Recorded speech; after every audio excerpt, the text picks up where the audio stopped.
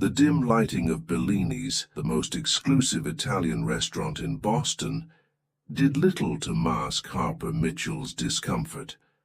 She glanced at her watch, 8:45 p.m., 45 minutes late. The sympathetic glances from the waitstaff had evolved from discreet to painfully obvious. Harper's fingers tightened around her water glass as she fought to maintain her composure, the condensation cool against her skin. "Would you like to order now, ma'am?" the waiter asked for the third time, his voice gentle with practiced sympathy. "Just 5 more minutes, please," Harper replied, the same answer she'd given 15 minutes ago. She adjusted her position slightly in her custom wheelchair, grateful for the restaurant's spacious layout that accommodated her mobility device without making her feel like an afterthought. At 32, Harper had learned to navigate life with a spinal cord injury with determined grace. The car accident 6 years ago had taken her ability to walk, but not her spirit. As the head librarian at Boston's Central Library, she'd built a fulfilling life, though admittedly a somewhat lonely one. Tonight was supposed to change that, her first date in nearly 2 years with Brian, an architectural engineer she'd met through a dating app. The same Brian who was now 3/4 of an hour late. Harper's phone remained silent, no texts, no calls, no apologies. She'd sent 2 messages, the first casual, the second more direct. Neither had received a response. The reality was becoming painfully clear. She'd been stood up. She took a slow breath and squared her shoulders. It wasn't the first time someone had balked at dating a woman in a wheelchair, though most had the decency to cancel before she got dressed up and traveled across town. Harper signaled for the check, dignity intact but heart bruised. "I'm ready to—" she began, but her words were interrupted by a commotion at the front of the restaurant. A man in an impeccably tailored charcoal suit strode through the entrance, commanding attention without effort. He had the confident bearing of someone accustomed to respect, with striking features framed by dark hair, peppered with distinguished silver at the temples. But what truly caught Harper's attention was the small boy holding his hand, no more than 5 years old, dressed in a miniature version of his father's formal attire. "I'm so sorry, Mr. Bennett," the maitre d' was saying, his normally composed demeanor flustered. "We weren't expecting you this evening. Your usual table is occupied, but we can make arrangements immediately." "That won't be necessary, Paul," the man, Mr. Bennett, replied. "Any table will do. It's late, and Michael needs to eat before bed." Harper couldn't help but watch the pair. There was something captivating about the contrast. A powerful man clearly used to having the world bend to his will, gently accommodating the needs of a sleepy child. The boy rubbed his eyes with a small fist, clutching what appeared to be a well-loved stuffed elephant in his other hand. The maitre d' scanned the restaurant with barely concealed panic, and his gaze landed on Harper's table, a prime corner spot with ample space, set for 2 but occupied by 1. Harper knew what was coming next. "Excuse me, miss," the maitre d' approached with an obsequious smile. "I know this is terribly forward, but we have a special situation. Would you mind if Mr. Bennett and his son shared your table? We're completely booked tonight, and—" "It's fine," Harper interrupted, hiding her disappointment behind practiced politeness. "My companion won't be joining me after all." The man, Bennett, stepped forward. "That's very kind, but we wouldn't want to impose." Up close, Harper could see his eyes were a striking blue, intelligent and assessing, Something in his gaze told her he had instantly understood her situation. "Not at all," she replied. "The table seats 4 and I was just about to order." The boy peered at her wheelchair with undisguised curiosity, but no trace of the awkwardness adults often displayed. "Is that like a race car?"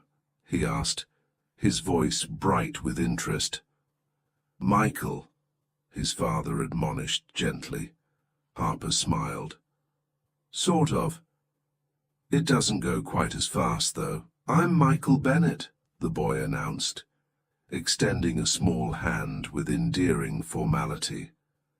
"I'm 5 3/4. "Harper Mitchell," she replied, shaking his hand. "I'm 32 1/2. This earned her a giggle and a more relaxed smile from the father. "Grayson Bennett," the man introduced himself.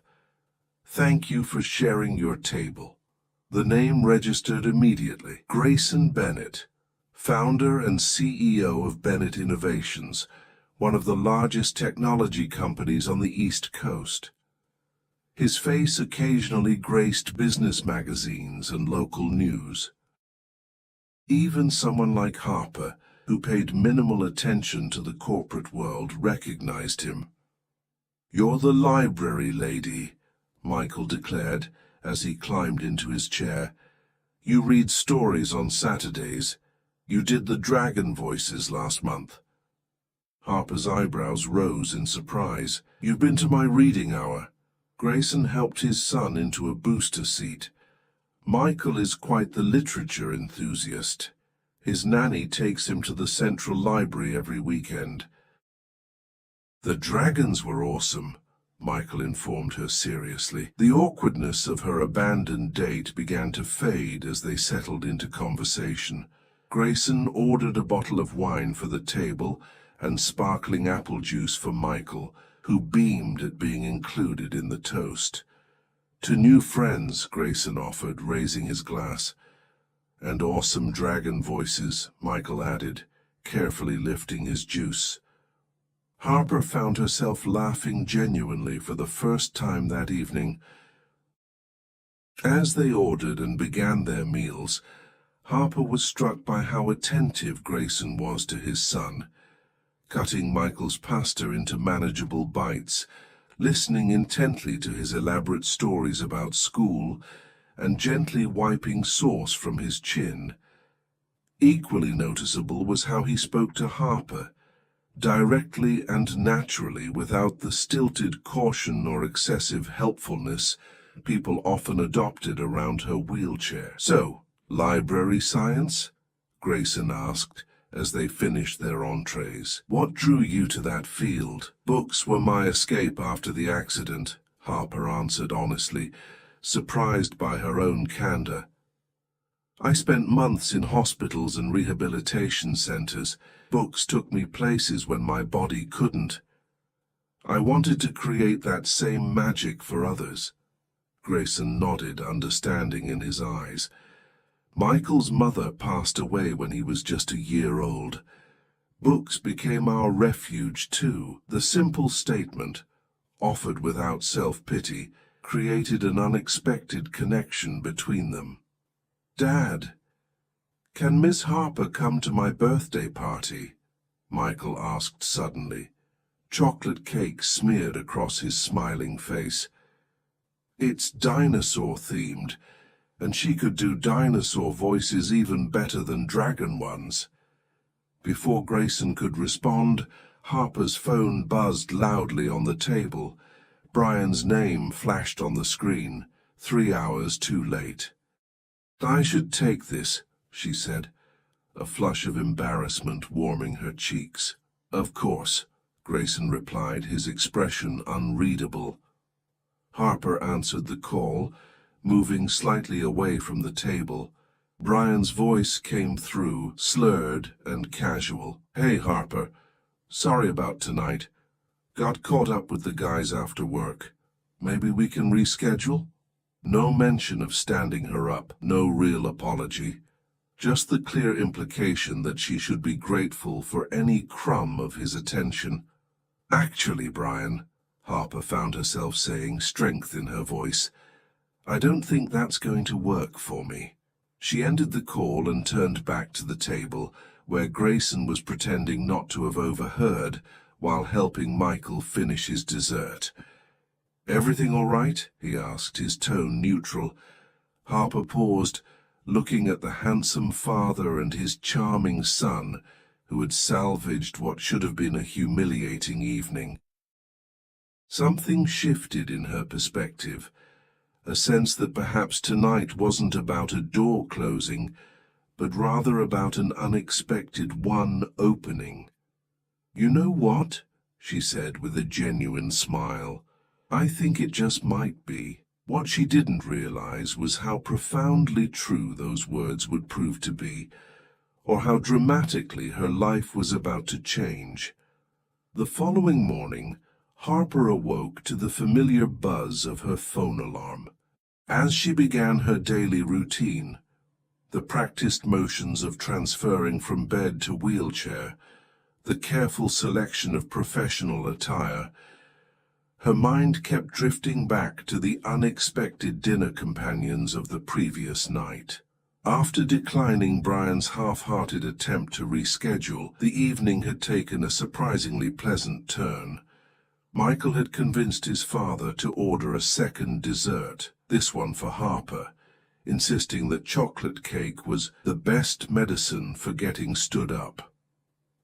The child's directness had been refreshing rather than uncomfortable. When the check arrived, Grayson had insisted on covering Harper's meal despite her protests. "Consider it payment for the table sharing," he'd said with a warm smile that transformed his serious face. "Besides, Michael got more entertainment from your dragon stories than from any bedtime book this month." They had parted ways in front of the restaurant, Grayson helping Harper into her accessible rideshare with a respect that acknowledged her independence while offering assistance only where needed, a rare balance few people manage to strike. "It was lovely meeting you, Harper," he'd said, his voice carrying in the quiet evening air. "Will you come to my birthday?" Michael had asked again, yawning widely as he clutched his father's hand. "That's enough, buddy," Grayson had said gently. "Ms. Mitchell has her own plans, I'm sure."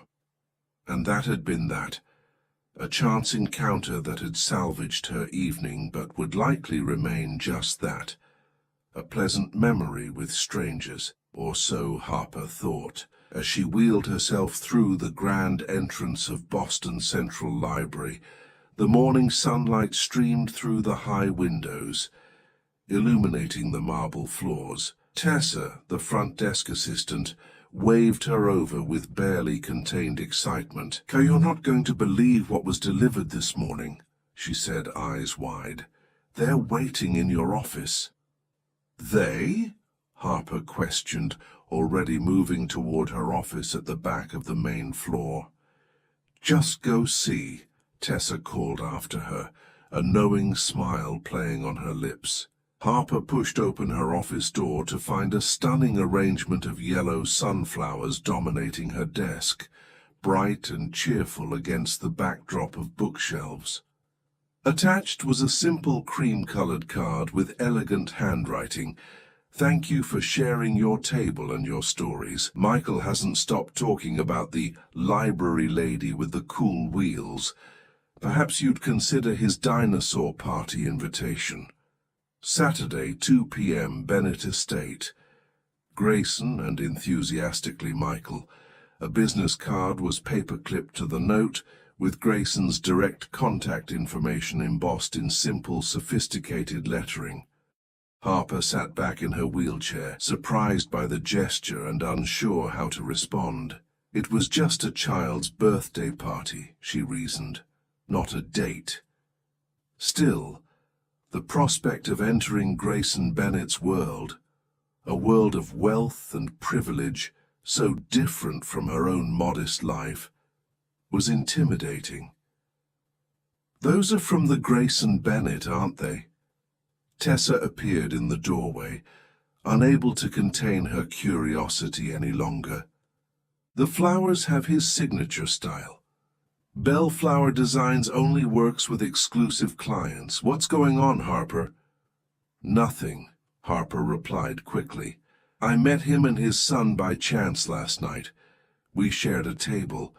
This is just a thank you. Tessa raised a skeptical eyebrow. A thank you that includes an invitation to their home. Harper Mitchell, what aren't you telling me? His son attends our Saturday reading hour, apparently, Harper explained, wheeling to her computer to check the day's schedule. He wants me to do dinosaur voices at his birthday party. The mysterious single father billionaire and the beautiful librarian, Tessa teased, her expression playful. It's like a modern fairy tale. It's nothing of the sort, Harper countered firmly. And I haven't decided if I'm going yet. But as the day progressed, Harper found herself researching Grayson Bennett during quiet moments. The public information painted a picture of a brilliant innovator, MIT educated. He had built Bennett Innovations from a startup to a technology giant in less than a decade. After his wife Julia's death from a rare form of cancer 4 years ago, he had established a foundation in her name dedicated to medical research. What the articles didn't mention, but Harper had glimpsed firsthand, was his devotion as a father. By Wednesday, curiosity had gotten the better of her, and Harper sent a text to the number on the business card. Thank you for the beautiful flowers. They've brightened my whole office. I would be honored to attend Michael's party and contribute some dinosaur voices to the festivities. The response came almost immediately. Excellent. Michael will be thrilled. I'll send a car for you on Saturday at 1:30. The estate isn't easily accessible by public transport, unless you'd prefer to make your own arrangements. Harper hesitated, her fingers hovering over the screen. The offer of transportation was practical, rather than presumptuous. Bennett Estate was in Brookline, a considerable distance from her apartment in Cambridge. Still, accepting felt like crossing a boundary from polite acquaintances to something more. A car would be helpful, thank you, she replied, finally adding her address. Perfect. Looking forward to seeing you. Fair warning, Michael has told his entire kindergarten class about the awesome library lady who's coming to his party. Harper smiled at her phone, an unexpected warmth spreading through her chest.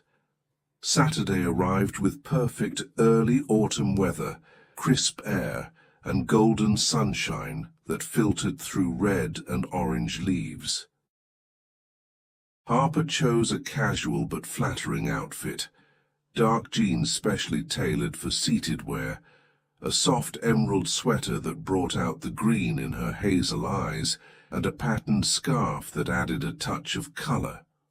At precisely 1:30, her buzzer rang. The driver who met her downstairs was professional and prepared, with a luxury vehicle equipped with accessibility features that suggested Grayson had specified her needs. The Bennett estate proved to be even more impressive than Harper had imagined. Set back from the road behind wrought iron gates, the sprawling property featured manicured grounds and a stately modern home that managed to be both magnificent and somehow welcoming.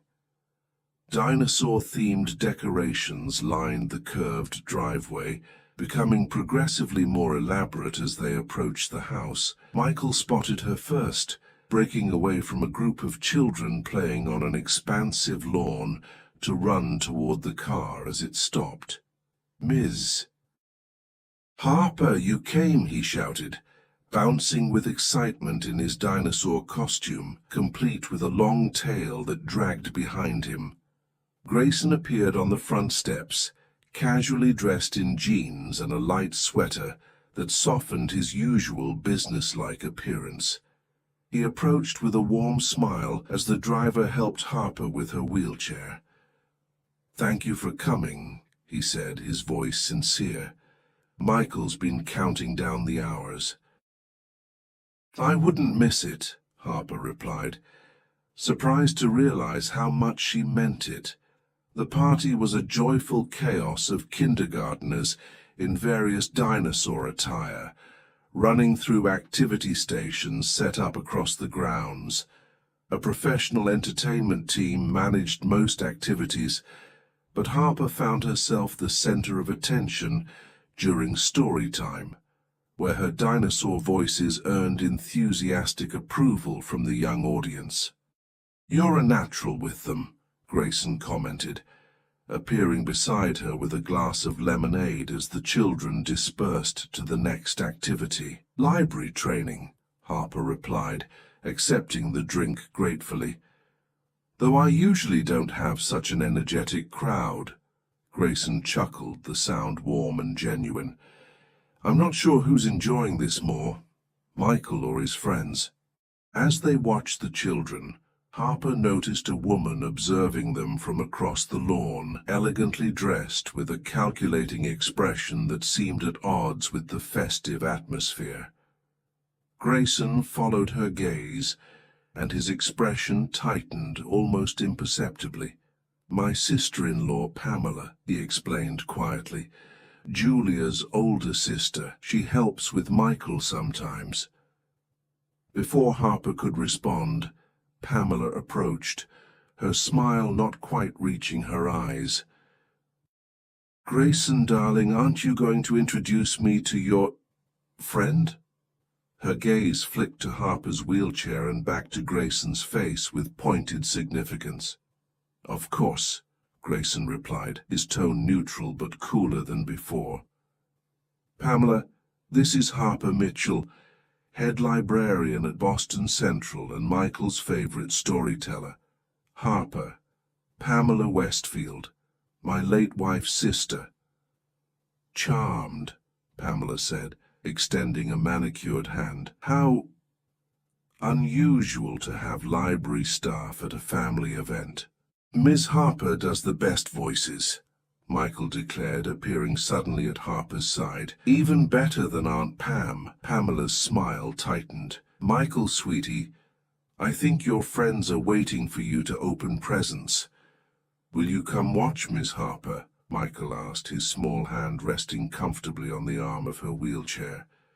"I wouldn't miss it," Harper assured him, as Michael ran off. Pamela's polite veneer slipped slightly. "Grayson, a word?" Harper watched as they stepped away, their conversation just out of earshot but their body language speaking volumes, Pamela gesturing emphatically, Grayson responding with controlled restraint. A woman Harper assumed was the nanny approached with an apologetic smile. "I'm Christine, Michael's nanny. Please don't mind Pamela. She's very protective of Michael, sometimes too much so." "It's fine," Harper said, though she couldn't help wondering about the undercurrents she was witnessing. The gift opening proceeded with typical kindergarten enthusiasm, with Michael declaring each present the best ever before moving to the next. When all the guests' gifts had been unwrapped, Grayson stepped forward with a large box. "This one's special, buddy," he said, helping Michael tear away the wrapping. Inside was a professional-quality child-sized camera with a sturdy case. "Just like Mom's," Michael whispered, his eyes wide. "She would have wanted you to have it," Grayson said softly. "Ready to take pictures like she did?" Michael nodded solemnly before throwing his arms around his father's neck. The moment was so tender, so private, that Harper felt like an intruder witnessing it.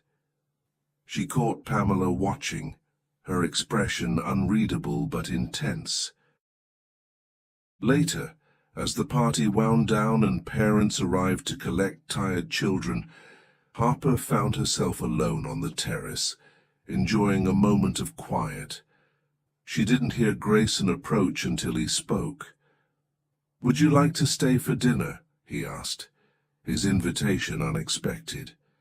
"Just a simple meal after all this excitement. Michael would love it, and honestly, so would I." Before Harper could respond, her phone buzzed. The screen displayed a name she hadn't seen in months. Dr. Reynolds, her rehabilitation specialist. "I'm sorry, I should take this," she said, suddenly anxious. Grayson nodded, understanding, and stepped away to give her privacy. But not before Harper caught a glimpse of disappointment in his eyes, a look that suggested his invitation had meant more than casual politeness. What she couldn't know was how much would hang on her answer, or that the call she was about to take would change everything between them. Harper's hand trembled slightly as she ended the call with Dr. Reynolds, her mind racing to process the information she'd just received. "Is everything all right?" Grayson's voice broke through her thoughts as he returned to the terrace, concern evident in his expression. "Yes, I think so," Harper replied, still distracted. "That was my rehabilitation specialist. There's a new clinical trial starting next month at Massachusetts General. He thinks I might be a good candidate." Understanding dawned in Grayson's eyes. "A trial for spinal cord injury recovery," Harper finished, her voice barely above a whisper. "A new therapeutic approach combining specialized physical therapy with neural stimulation. It's shown promising results in similar cases to mine." She paused, the full weight of the possibility settling on her shoulders. "He can't promise anything, but there's a chance I might regain some function. Maybe even walk again." Grayson sat down beside her, his presence steady and grounding. "That's remarkable news." "It is," Harper agreed, "but I'm trying not to get my hopes up too high. The selection process is competitive, and even if I'm accepted, success rates vary widely. Plus, the time commitment is significant. 3 months of intensive therapy 5 days a week." "The library?" Grayson asked. "That's the complicated part," Harper admitted. "I'd need to take a leave of absence. My assistant could handle the administrative duties, but the board has been looking for budget cuts. If I'm gone for 3 months..." She left the implication hanging in the air. "I see," Grayson replied thoughtfully. "When do you need to decide?" "I have a week to submit my application," Harper said, tucking her phone away. "Dr. Reynolds is sending over the details tonight." "Well," Grayson said after a moment, his tone deliberately lighter, "my dinner invitation still stands." "I think this calls for a celebration." Cautiously optimistic, of course. Harper found herself smiling despite the whirlwind of emotions. "I'd like that." "Excellent," Grayson replied, his smile warming his features. "I should warn you, after a party, our chef usually prepares comfort food. Nothing fancy." "Comfort food sounds perfect," Harper said, suddenly aware of how hungry she was after the excitement of the afternoon. They found Michael in the spacious kitchen, already seated at the island counter, his dinosaur costume replaced with pajamas and a robe, his new camera carefully positioned beside his plate. "Ms. Harper is staying for dinner," Grayson announced, helping her navigate to a space at the counter where a chair had been discreetly removed. "Awesome!" Michael exclaimed, his enthusiasm undimmed despite his obvious fatigue. "Can we have movie night too?" Grayson raised an eyebrow at Harper.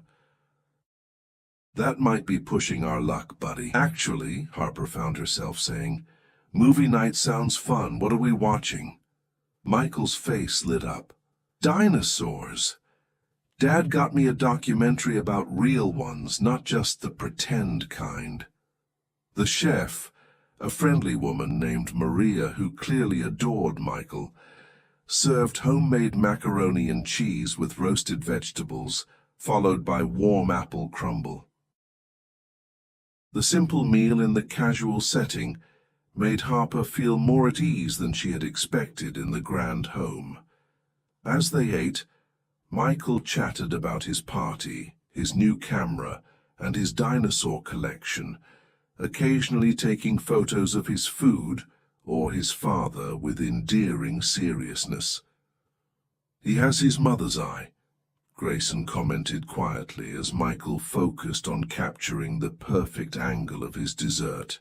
"Julia was an incredible photographer, traveled the world for National Geographic before we had Michael." "Is that how you met?"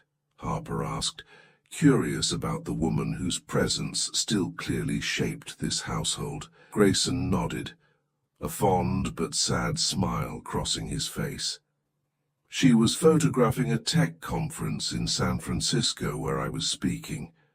She told me later she only came to my presentation because the lighting in that particular hall was perfect for the shot she wanted."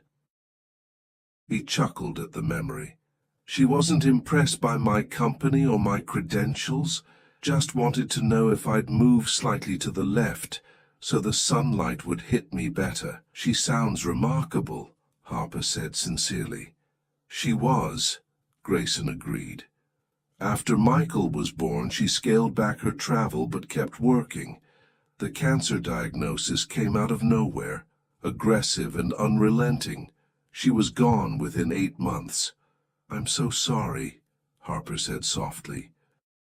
"It's been 4 years," Grayson replied, his gaze drifting to his son. "We're doing okay, aren't we, buddy?" Michael looked up from his camera and nodded solemnly. "But Dad still gets sad sometimes." The simple observation, delivered with a child's unflinching honesty, hung in the air for a moment before Michael continued, "Mom's in heaven, but Aunt Pam says she watches us all the time. Is that true, Dad?" "I like to think so," Grayson replied gently. After dinner, they moved to a comfortable media room where the promised documentary was set up. Michael insisted Harper take the center position on the large sectional sofa, with himself nestled between her and his father. "This is the best birthday ever," he declared as the film began, his small hand finding Harper's with natural ease. The domestic tranquility of the moment caught Harper off guard. How easily she had slipped into this intimate family setting.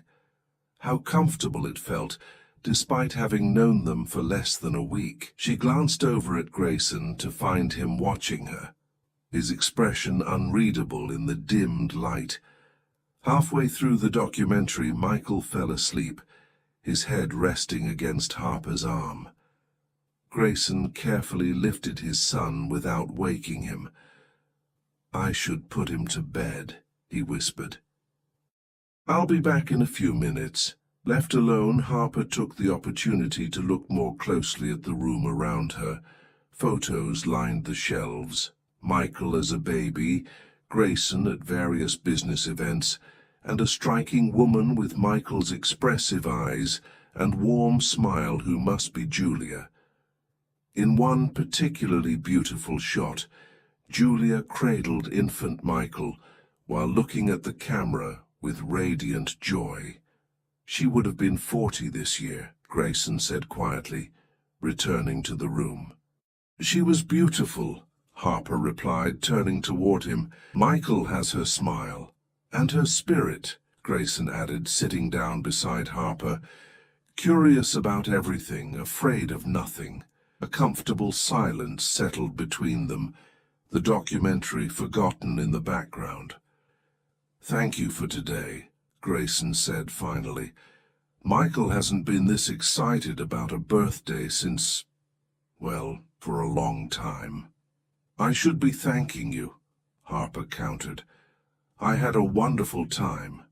Grayson turned to face her more directly. "Harper, I need to tell you something.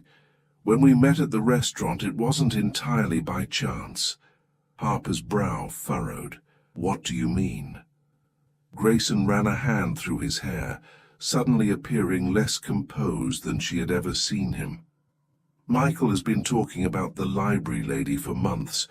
When he pointed you out that night, I asked the maitre d' to seat us at your table. I knew you were waiting for someone, but—" "You knew I'd been stood up," Harper finished, understanding dawning. "Not initially," Grayson clarified quickly, "but it became obvious, and I didn't want to leave.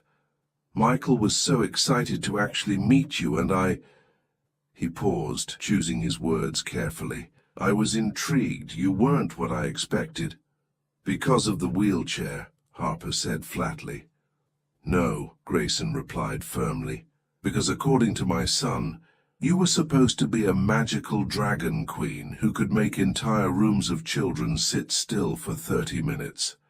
Instead, you were this poised, articulate woman who handled a difficult situation with remarkable grace. The wheelchair didn't factor into it." Harper wasn't sure how to respond, caught between surprise at his admission and uncertainty about his intentions. "I'm not sure what you're telling me," she said finally. Grayson moved closer, his expression serious. "I'm telling you that I engineered our meeting, and now I find myself thinking about you far more than is reasonable given how little we know each other. I'm telling you that my son adores you, and that matters to me more than anything. And I'm asking if you might consider seeing us again, under more straightforward circumstances." Before Harper could formulate a response, the doorbell rang, echoing through the house. Grayson frowned.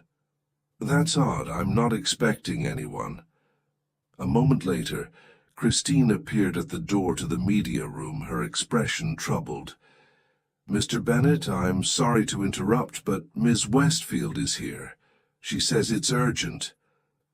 Grayson's frown deepened. "At this hour? Show her to my study, please. I'll be right there."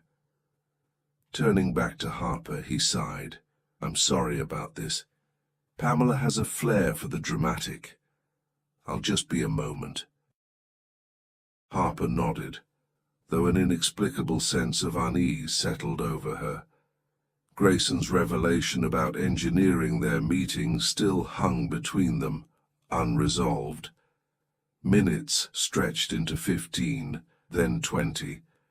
Just as Harper was considering calling for assistance to find her way back to the main part of the house, she heard raised voices from somewhere nearby. "This is exactly what Julia feared."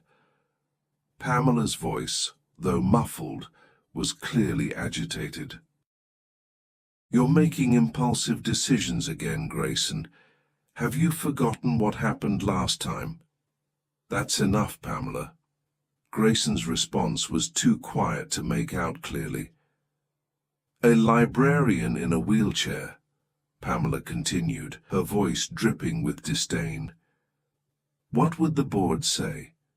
What about Michael?" "Michael adores her," Grayson replied, his voice closer now. "Of course he does. She's a glorified storyteller. But a relationship? Have you considered what this would mean for the guardianship arrangement?" Harper froze, her hand tightening on the arm of her wheelchair. "Guardianship arrangement? You wouldn't dare." Grayson's voice had dropped to a dangerous whisper. "The terms were clear," Pamela responded. "Julia wanted stability for Michael. After what happened with that trainer last year, the court agreed with me. One more questionable decision regarding Michael's well-being and temporary joint guardianship becomes my primary custody." Their voices moved away, leaving Harper stunned and confused. The evening that had felt so warm and promising now seemed shadowed by revelations and complications she hadn't anticipated. The clinical trial, Grayson's admission about their meeting, and now this cryptic conversation about guardianship and custody. It was overwhelming. She was contemplating how to gracefully exit when Grayson returned, his expression carefully composed, but tension evident in the set of his shoulders. "I apologize for the interruption," he said formally. Pamela had a concern about Michael's school arrangements. The half-truth hung awkwardly between them. Harper knew she had heard something she wasn't meant to hear, something that clearly involved her more directly than school arrangements. "It's getting late," she said quietly. "I should probably head home." Something like defeat flickered across Grayson's face. "Of course, I'll have the car brought around." As they moved toward the entrance hall in strained silence, Harper struggled to reconcile the warmth of the evening with its abrupt, cold conclusion. What had Pamela meant about guardianship? What questionable decision had occurred last year? And most importantly, was Harper unknowingly stepping into a complicated family dynamic that could potentially separate Michael from his father? The car arrived, and Grayson helped her in with the same care he had shown earlier, though the easy connection between them seemed fractured now. "Harper," he said as the driver prepared to close the door, "about what you overheard."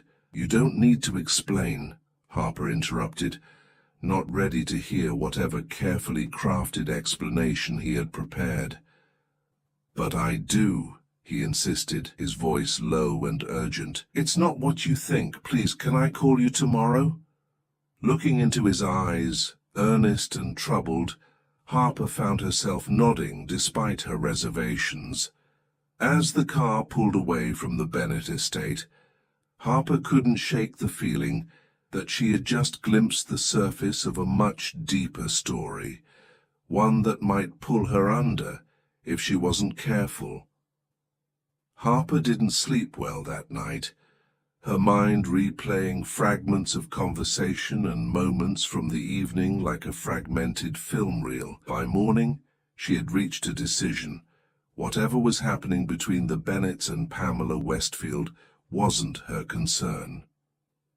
She had her own complications to focus on, specifically the clinical trial application that represented her best chance at recovery in 6 years. She spent Sunday immersed in the detailed paperwork Dr. Reynolds had sent over. The trial was even more promising than he had initially described, with preliminary results suggesting significant improvement in patients with injuries similar to hers. As she worked through the medical history forms, Harper tried not to acknowledge the hope blooming in her chest, hope she had carefully kept contained for years. Her phone remained conspicuously silent all day. Despite his promise to call, Grayson made no attempt to contact her. By Monday morning, Harper had convinced herself that it was for the best. Whatever had drawn her into the Bennett family orbit had been a fleeting connection, perhaps meaningful in the moment, but ultimately unsustainable given the complexities on both sides. The library welcomed her back with its familiar rhythm and predictable challenges. By Wednesday, she had completed her clinical trial application and submitted it to Dr. Reynolds. By Thursday, she had almost managed to stop checking her phone for messages that never came. "You're moping," Tessa observed bluntly as they catalogued new arrivals together on Friday afternoon. "I'm focused," Harper corrected, not looking up from her computer. "On that same page you've been staring at for 10 minutes? Tessa raised an eyebrow. "Something happened at that birthday party, didn't it?" Harper sighed, finally meeting her friend's concerned gaze. "It's complicated." "Isn't it always?" Tessa replied. Want to talk about it over drinks after work? Before Harper could answer, the library's front door swung open, admitting a harried-looking Grayson Bennett. His usual polished appearance was slightly rumpled, as though he'd been running his hands through his hair repeatedly.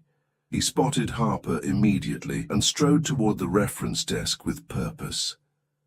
"I need to speak with you," he said without preamble. Tessa's eyes widened, and she made a hasty retreat, throwing Harper a meaningful look over her shoulder. "I'm working," Harper replied coolly, conscious of curious glances from library patrons. "I know. I'm sorry for the interruption." Grayson's voice softened. "I've been trying to find the right words for 5 days. Please, just 5 minutes." Harper hesitated, then nodded toward her office. 5 minutes. Once inside with the door closed, Grayson paced the small space, clearly agitated. "I should have called you Sunday as promised," he began, "but Pamela filed for emergency review of our guardianship arrangement that morning, and things have been chaotic." "Grayson," Harper interrupted, "you don't owe me explanations about your family situation." "But I do," he insisted, stopping to face her directly, "because you were inadvertently drawn into it, and because—" He paused, seeming to choose his words carefully. "Because I care what you think of me." Something in his earnest expression softened Harper's resolve.